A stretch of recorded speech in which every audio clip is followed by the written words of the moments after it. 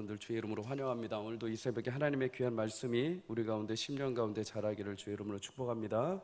말씀 보실 때 마태복음 27장 11절에서 14절 그리고 22절, 23절 이렇게 두 절 더 읽도록 하겠습니다. 마태복음 27장 11절에서 14절, 22절에서 23절 이렇게 나눠서 읽도록 하겠습니다.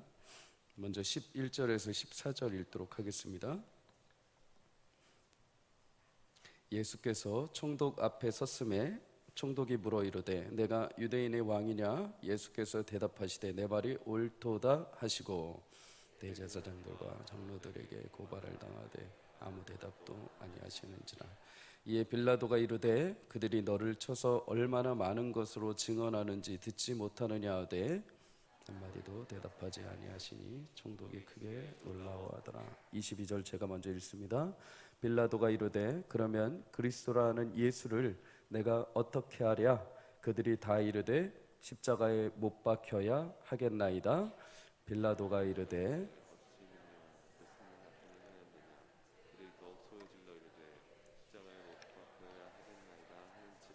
아멘.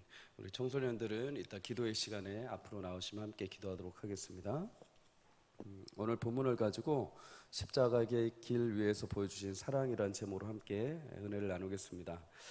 예수님은 잡히시던 그날 대제사장들과 장로들의 음모 속에 빌라도가 있는 법정으로 끌려가십니다. 유대인들 회당은 모여서 회의를 하지만은 종교적으로 사형을 집행할 권한이 주어지지 않아 있습니다. 그래서 로마에서 파송되었던 당시 유대를 관할했던 빌라도의 법정에 가서 예수님을 처형하려고 마음 먹게 된 거죠. 그곳에서 예수님이 자칭 유대인의 왕이다 라고 하는 정치적인 범죄자로 몰아서 빌라도를 통해서 사형 선고를 받도록 유도를 합니다. 오늘 본문 11절에 빌라도는 예수님에게 이렇게 신문을 하죠. 네가 유대인의 왕이냐? 물론 빌라도의 이 질문은 단순히 그냥 정치적 계산으로 물어본 질문입니다. 그럼에도 예수님은 제한적이시기는 하지만 네 말이 옳도다라고 답변을 해주십니다. 유대인의 왕, 유대인들은 구약에서 곧 오실 메시아인 유대인의 왕을 고대하고 기다렸습니다. 그리고 마침내 그 왕이 이 땅에 태어나셨죠. 바로 예수님이십니다. 마태복음 2장 2절에 보면 예수님이 태어나실 때 유대 베들레헴 땅에 이방에서 찾아온 동방의 박사들이 예수님께 찾아옵니다. 그리고 그들이 이렇게 질문을 하죠. 유대인의 왕으로 나신 이가 어디에 계시냐? 신약성경에 이 유대인의 왕 마태복음에 딱 두 번이 등장합니다. 그런데 예수님이 태어나실 때 유대인의 왕, 그리고 오늘 이제 십자가에 달리시기 직전에 유대인의 왕. 구약의 예언을 기다리며 별을 보고 이방에서조차 유대인의 왕을 나심을 확인하기 위해서 동방에서 박사들이 찾아오게 되었습니다. 그리고 그들은 유대 마국간에서 태어나신 유대인의 왕이신 예수님을 보고 기뻐하면서 황금과 유향과 모략을 드리며 기쁘게 경배를 했죠. 그런데 정작 이방에서까지 이렇게 유대인의 왕으로 나신 예수님을 경배하러 왔는데 예수님이 태어나신 그 땅의 유대인들은 정작 예수님을 경배하지 않았습니다.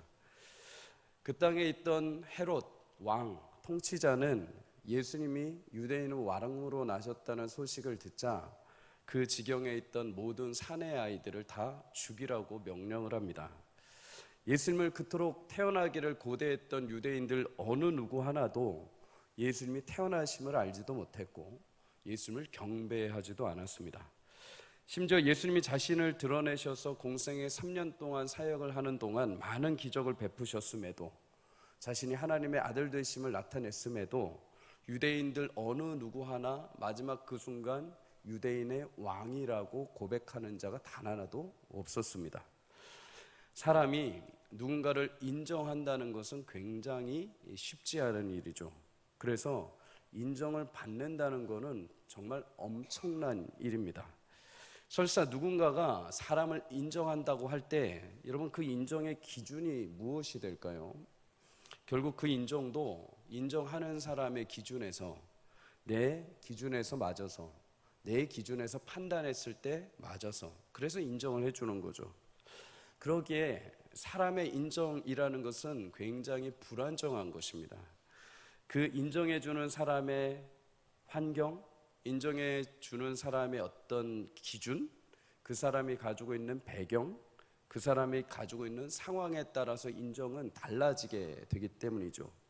내가 원하는 것을 해주면 인정하고 내가 원하는 것을 안 해주면 인정을 안 하는 거죠. 내가 기대했던 수준에 미치면 인정을 하고 내가 기대했던 수준에 안 미치면 인정을 안 하는 겁니다. 유대인들은 예수님에게 원하는 것이 있었습니다. 자신들이 원하는 나라, 바리새인과 대제사장이 자신들이 원했던 기준, 자신들 편에서 예수님이 만약에 힘과 칼과 능력으로 이스라엘을 세웠다면 그들은 왕으로 인정을 해 주었을 겁니다. 그런데 자신들의 마음에 들지 않기 때문에 왕으로 인정을 안 한 거죠. 근데 이들이 한 가지 착각하고 있었던 게 있습니다. 예수님의 왕되심은 내가 보니까 그럴만해. 오케이. 당신은 내가 보니까는 마음에 들어. 오케이. 당신은 적절하게 우리 수준에 맞춰서 왕을 해줄 만한 사람이니까 내가 인정해 줄게 하면서 그 기준으로 인정할 만한 왕이 아니십니다. 예수님은 이 땅에 태어나서 인정받을 만해서 왕이 되신 분이 아니라 이미 영원 전부터 지존하시고 하나님의 아들 되시며 영광의 왕으로 이 온 우주에 존재하신 줄 믿습니다.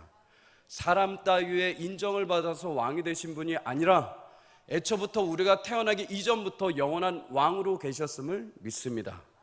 죄악으로 인해서 세상의 왕 노릇하는 사단의 지배 아래서 애통과 눈물과 고통 가운데 있던 우리를 해방하시기 위해 왕이 직접 옷을 입으시고 이 땅에 평강의 왕으로 오신 줄 믿습니다. 이사야 9장 6절에서 7절은 이렇게 말씀하죠.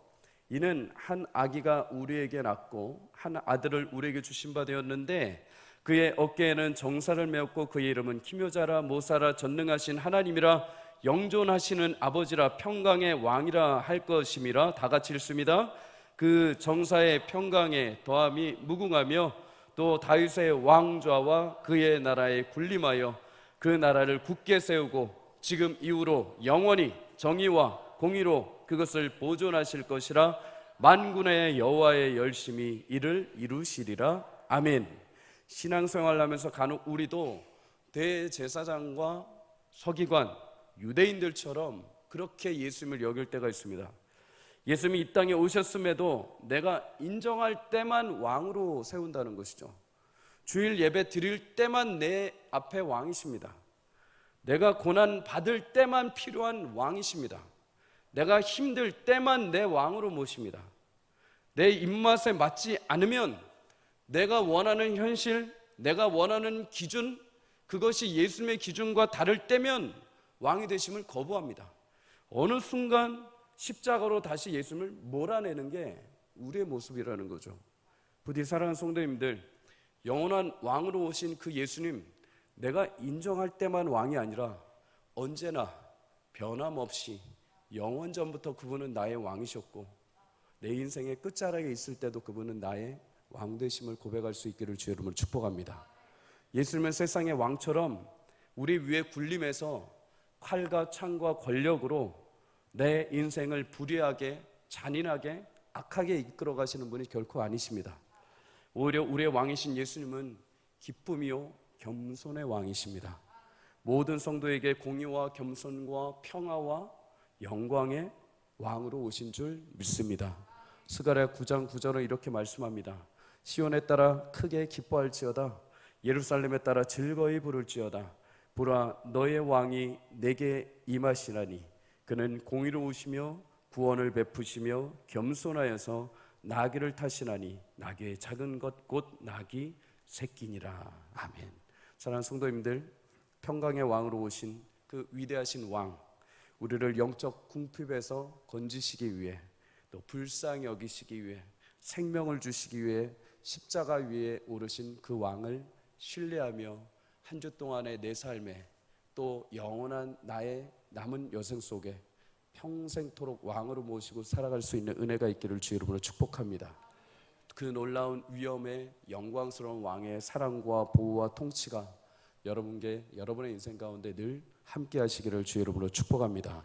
그렇게 우리를 위해 오신 왕, 우리가 그를 알아보지 못하고 무지하여 거부하였지만 예수님은 하나님과 우리를 화목케 하시기 위해서 십자가로 길로 향하십니다. 그리고 그 십자가 길에서 우리를 위해서 보여주신 사랑을 우리는 발견케 되죠. 그러면 예수님께서 어떻게 우리에게 사랑을 보여주셨느냐? 오늘 본문을 통해서 두 가지만 확인을 해보려고 합니다. 첫 번째는 예수님이 우리를 위해서 보여주신 사랑은 바로 침묵의 사랑입니다. 오늘 본문 12절과 13절에 보면 예수님이 대제사장과 장로들의 고발, 빌라도의 신문 앞에서 이렇게 행동을 하시죠. 고발을 당하되 아무 대답도 아니하셨더라. 대제사장과 장로들은 예수님을 죽이기 위해서 증거를 찾습니다. 그냥 죽일 수 없죠. 증거가 필요했습니다. 그런데 예수님을 죽일 만한 증거가 있을까요? 없을까요? 없습니다. 아무리 찾아봐도 예수님을 죽일 만한 증거가 없죠. 그래서 마태복음 26장 59절에서 60절에 보면 심지어 거짓 증거와 거짓 증인들을 세우게 됩니다. 예수님의 죄를, 유죄를 입증하기 위해서 이러한 방법으로 예수님을 고발하게 되는 거죠. 이들이 이렇게 준비한 거짓 증거와 거짓 증인이 얼마나 많았냐? 빌라도가 13절에 예수님을 향해서 그들이 너를 치기 위해서 많은 증언을 하고 있다라고 할 정도였습니다. 그런데 이렇게 수많은 비방과 거짓 증거와 고소 속에 예수님이 취한 행동이 무엇일까요? 예수님은 그저 침묵만 하십니다. 사실 빌라도는 예수님과 유대인 사이에 끼고 싶지가 않았습니다. 자신이 유대를 관할하는 그 시기에 어떤 분쟁이나 소요가 나는 것은 굉장히 자신에게 치명적이었던 거죠. 그래서 어떻게 해서든 잠잠하게 이 일을 끝내고 싶어 했습니다. 지금도 그냥 어떤 대제사장이 그냥 예수님을 시기해서 그냥 잠깐 끌고 왔겠거니 생각하면서 빨리 끝내려고 했던 거죠.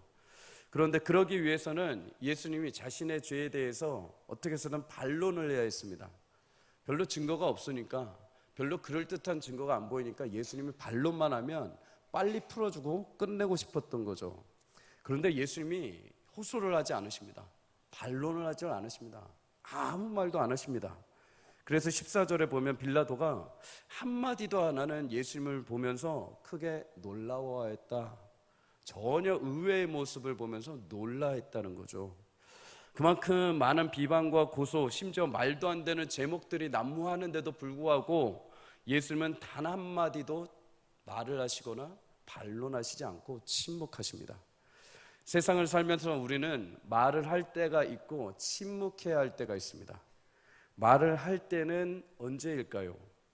내게 하나님이 주신 입술의 권세를 가지고 말을 해야 할 때는 딱 두 가지입니다. 시편 63편 3절의 말씀처럼 주의 인자하심과 그 영광을 고백할 때입니다. 주께 예배하고 주님을 증거하고 주께 기도하고 찬양하고 주의 입술을 열어 주의 살아계심과 그의 역사를 증거할 때 여러분과 저의 입술이 사용되기를 주의 이름으로 축복합니다. 또 한 가지는 이웃을 칭찬하며 살릴 때, 이웃에게 기쁨을 얻게 할 때 우리 입술을 사용해야 되는 줄 믿습니다. 아무 말 대잔치를 한다고 해서 다 좋은 것이 아닙니다. 잠언 4장 23절은 오히려 입술의 말, 곧 아무 말이나 많이 하게 되면 오히려 궁핍하게 된다고 말씀을 합니다. 대신 말은 상황과 현실에 맞게 할 때 진정한 보석과 같은 역할을 감당합니다. 잠언 15장 23절 다 함께 읽습니다. 시작. 사람은 그 입의 대답으로 말미암아 기쁨을 얻나니 때에 맞는 말이 얼마나 아름다운고. 상황과 현실에 맞는 말, 그리고 무너진 자들을 일으켜 세우는 말, 죄의 길에 들어선 자를 주께 돌이키는 말, 무너져 있고 깨어진 자들에게 권면해서 살리는 말, 하나님의 사랑을 가지고 서로 나누고 위로하는 말, 그 말이 바로 우리 성도의 입술의 말이 되어야 될 줄 믿습니다. 사랑하는 여러분, 우리 입술에 담아주신 말의 권세를 통해 하나님을 찬양하고 이웃을 살리는데 귀하게 저와 여러분의 입술이 사용되기를 주 이름으로 축복합니다. 그렇다면 침묵은 언제 해야 할까요? 침묵. 불평과 원망이 앞설 때 침묵해야 됩니다. 불의하고 악한 마음이 앞설 때 침묵을 해야 됩니다. 성도님들, 사단의 역사가 언제 일어나는지 아십니까? 여러분, 사단의 역사는 막 쇠꼬챙이를 들고 여러분 우리 눈앞에 나타나서 막 마음을 들끓게 하지 않습니다. 사단은 우리 심령 마음 가운데서 전쟁을 펼칩니다. 아침에 일어나서 짜증나게 만들고, 사람들을 보면 기분 나쁘게 만들고, 왠지 내 마음에 안 들어서 막 분노하게 만들고, 화가 일어나게 만들고, 미움이 일어나게 만들고, 분열이 일어나게 만드는 그 마음들, 그 말들이 여기까지 차오를 때가 있죠. 사단은 끊임없이 우리 가운데 바람을 넣습니다. 끊임없이 마음에, 심령에 막 전투를 일으키죠. 그런데 여러분, 이 마음을 잠재울 수 있는 것은 성령께서 내 마음 가운데 선한 마음을 주실 때 그것을 붙잡아야 되는 거죠. 아, 지금 이 마음이 사단이 주는 마음이야. 아, 이 마음이 사단이 유혹을 하는 거야. 하나님의 선한 마음을 붙잡고 그것을 잠재우는 것입니다. 나의 육체를 쳐서 복종시키는 것이죠. 사단의 싸움에서 질 때가 언제인지 아십니까? 그것이 내 입 밖으로 나올 때입니다. 그것이 내 거룩한 권세를 가진 입술로 저주의 말로 나올 때 우리는 지게 되는 것입니다. 여러분, 분노와 억울한 상황에서 침묵하십시오. 우리가 무능해서 침묵하는 것이 아닙니다. 힘이 없어서 침묵하는 것이 아닙니다. 몰라서 침묵하는 것이 아닙니다. 성도가 침묵하는 이유는 단 하나입니다. 하나님의 섭리를 수용하기 때문입니다. 내가 말해서 승리하는 것이 아니고, 내가 분노해서 승리하는 것이 아니라, 하나님께서 이 모든 상황이 의롭지 못하고 악하다면 하나님이 심판하실 것이고, 이 모든 상황이 나는 선하지만 이 모든 상황이 나를 우겨싼다면 성령께서 그것을 이겨내게 하실 것이기에 내가 주를 믿고 침묵하는 것이죠. 이사야 53장 7절은 이렇게 말합니다. 다 함께 읽습니다. 시작. 그가 곤욕을 당하여 괴로울 때에도 그의 입을 열지 아니하였으며 마치 도수장으로 끌려가는 어린 양과 털 깎는 자 앞에서 잠잠한 양같이 그의 입을 열지 아니하였도다. 아멘. 예수님이 십자가 앞에서 침묵하신 이유는 단 하나입니다. 그것이 하나님의 뜻이기 때문입니다. 그것이 하나님의 구원의 섭리이기 때문이죠. 예수님이 말 그대로 천사들을 동원해서 그 모든 병사들을 쓰러는 힘이 없으셨겠습니까? 예수님께서 기도하시고 모든 권세들을 다 동원하시면 다 끝나버릴 현장이었습니다. 그럼에도 반박하지 아니하시고, 그럼에도 수만 마디 말을 하는 것이 아닌 것은 그것은 오직 하나님의 방법으로 구원을 이루시기 위함이었습니다. 십자가 지심이 하나님의 뜻이었기에 예수님은 끝까지 침묵하시고 그 길을 걸어가신 것이죠. 로마의 한 시인은 이렇게 말합니다. 가장 무서운 사람은 침묵을 지키는 사람이다. 유창하게 말을 많이 한다고 해서 하나님이 주신 사명을 완수하는 것도 아닙니다. 때론 침묵이 수많은 말보다 강한 힘을 발휘할 때가 있습니다. 수만 마디 말하는 것보다 때로는 침묵이 더 뛰어난 말의 능력을 나타냅니다. 사랑하는 성도님들, 예수님처럼 오히려 침묵하는 그 시간을 통해서 주의 깊은 섭리와 역사를 이루어갈 수 있기를 주의 이름으로 축복합니다. 구차한 변명도, 화풀이도, 고발도, 원망도, 분노도 주의 임재 앞에 그저 잠잠히 나아가 주께 기도함으로 그것을 소화하고 아뢰어 보십시오. 그럴 때 우리는 진정한 승리라는 게 뭔지를 알게 될 것입니다. 승리라고 할 때 자꾸만 우리는 뭔가 이렇게 성취하면 승리가 되고, 뭔가 막 이만큼 이루면 승리가 되고, 좋은 직장에 가면 막 승리했다고 하고, 좋은 대학에 가면 승리했다고 하고, 돈을 벌면 승리했다고 막 이렇게 합니다. 아니요. 진정한 승리라고 하는 것은 이렇게 아주 작은 데서부터 시작이 됩니다. 내 안에 시험이 일고, 내 안에 분노가 일고, 내 안에 막 악한 것들이 일어나는데도 불구하고 내가 예수님을 따라서 그것을 참아내 보는 것이죠. 내가 예수님을 따라서 그것을 침묵해 보는 것이죠. 내가 예수님을 따라서 그것을 버텨내 보는 것입니다. 그럴 때 이게 하나님의 소망이었구나, 이게 하나님의 은혜이고 힘이었구나라는 것을 잠잠하게 우리는 알게 됩니다.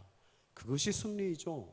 화려한 어떤 것이 아니라 예수님을 따라서 참아내 보는 것, 예수님을 따라서 그것을 이겨내 보는 것, 그것이 우리에게 참된 승리인 줄 믿습니다. 사랑하는 성도님들, 우리의 입술 가운데 때로는 여러 가지 일들의 말과 소문들이 있을지라도 주님이 나를 위해서 참아내신 것처럼 그것을 참아내고 인내했을 때 주시는 참된 승리와 은혜를 맛볼 수 있기를 주의 이름으로 축복합니다. 마지막 두 번째로는 자신을 내어주신 사랑입니다. 당시 유대인의 명절 기간에는 한 가지 전통이 있었습니다. 유대인의 죄수 중에 한 명을 풀어주는 거죠. 일종의 정기 사면권과 같습니다. 빌라도는 예수님이 사면될 것이라고 생각을 했습니다.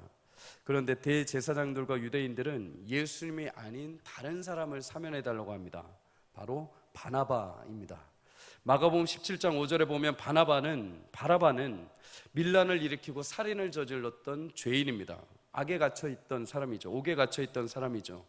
예수님과 비교하면 완악한 그 자체입니다. 정상적으로 사면이 된다면 분명 둘 중에 예수님이 사면이 되셔야 됩니다.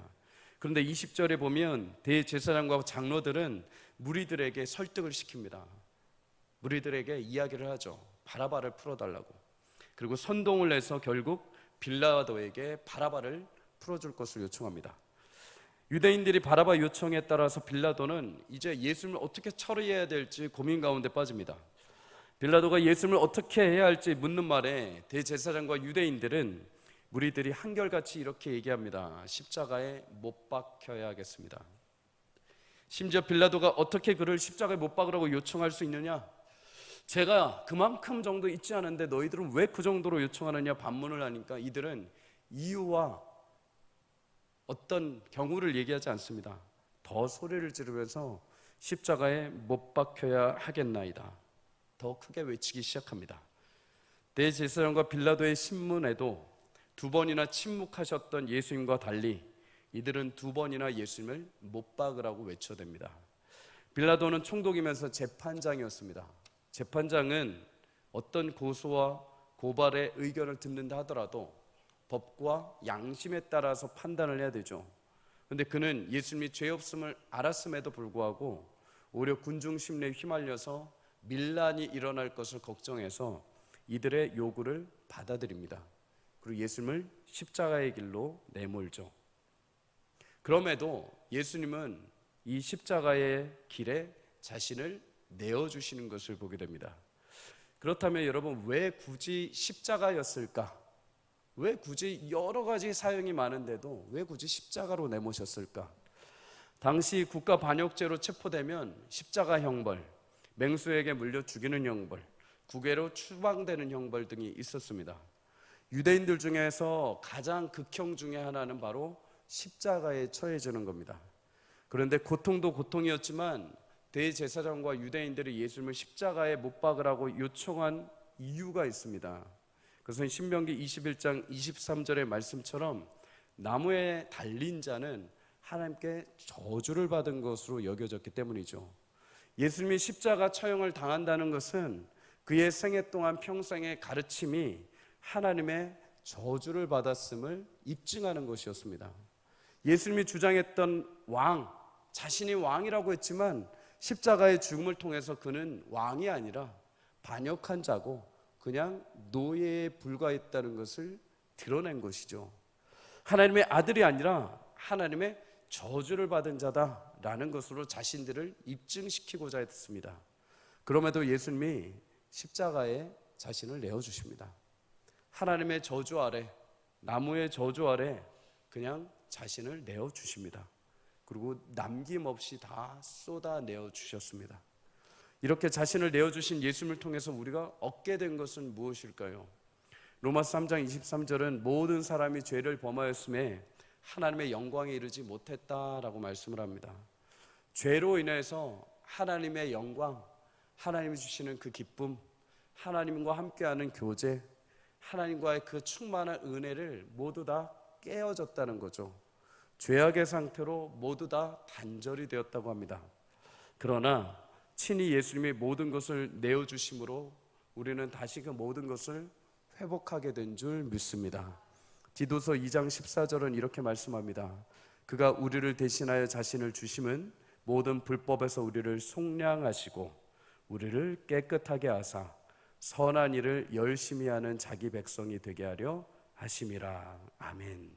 예수님은 자신을 내어주심으로 우리는 모든 죄의 불법에서 해방되었고 깨끗함을 얻게 되었고 하나님의 자녀가 되는 권세와 영광을 얻게 된 줄 믿습니다. 이를 위해서 예수님은 자신을 십자가에 내어 주셨습니다.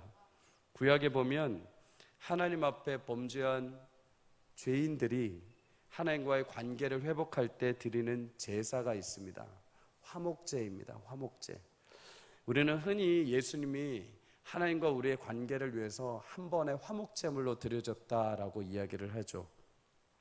요한일서 2장 2절은 예수님이 우리 죄를 위해서 화목제물이 되어주셨다라고 말씀을 합니다. 구약의 제사처럼 하나님과의 관계를 화목하게 하기 위해서 스스로가 화목제물이 되어주셨습니다.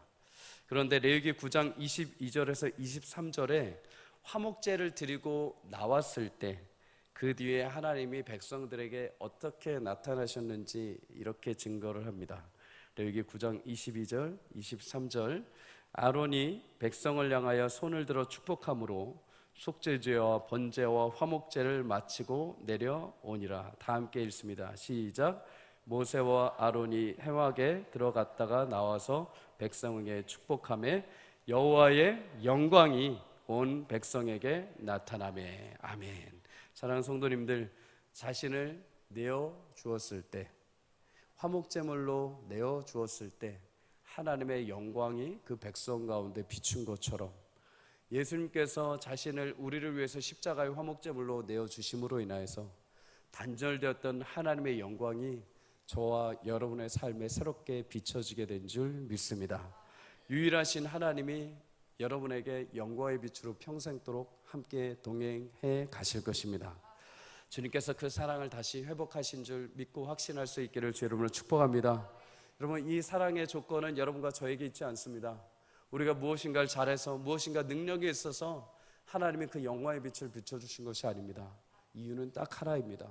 십자가에 자신을 내어주신 아들 예수님을 보며 단 한 번에 드려진 그 화목제물인 예수님을 보면서 우리 가운데 다시 영광의 빛의 문을 열어주셨습니다. 그 빛이 임하는 모든 성도의 삶 가운데는 죽음이 생명으로 바뀔 줄 믿습니다. 어둠이 생명의 빛으로 우리를 일어나게 하실 줄 믿습니다. 상함과 깨어짐이 다시 회복과 치유로 일어날 줄 믿습니다. 고난주간을 보내면서 하나님 앞에 간구하십시오. 하나님, 그 영광의 빛을 내 심령 가운데 비춰 주시옵소서. 그 영광의 빛을 우리 가정 가운데 회복하여 주시옵소서. 그 영광의 빛이 죽어있던 내 심령 가운데 다시 일어나게 하는 소망의 빛으로 임하게 하여 주시옵소서. 예수님의 십자가를 바라볼 때 우리는 다시 그 빛을 얻게 될 줄 믿습니다. 사랑하는 성도님들, 오늘도 이 새벽에 기도할 때 죽어있던 내 심령 가운데 하나님 다시 소망의 빛을 비춰 주옵소서. 예수님의 십자가의 은혜가 오늘 우리 심령 가운데 우리의 모든 시선 앞에 세워서 하나님의 귀한 통로가 될 줄 믿습니다. 우리 함께 144장 함께 찬양하시고 기도하시도록 하겠습니다.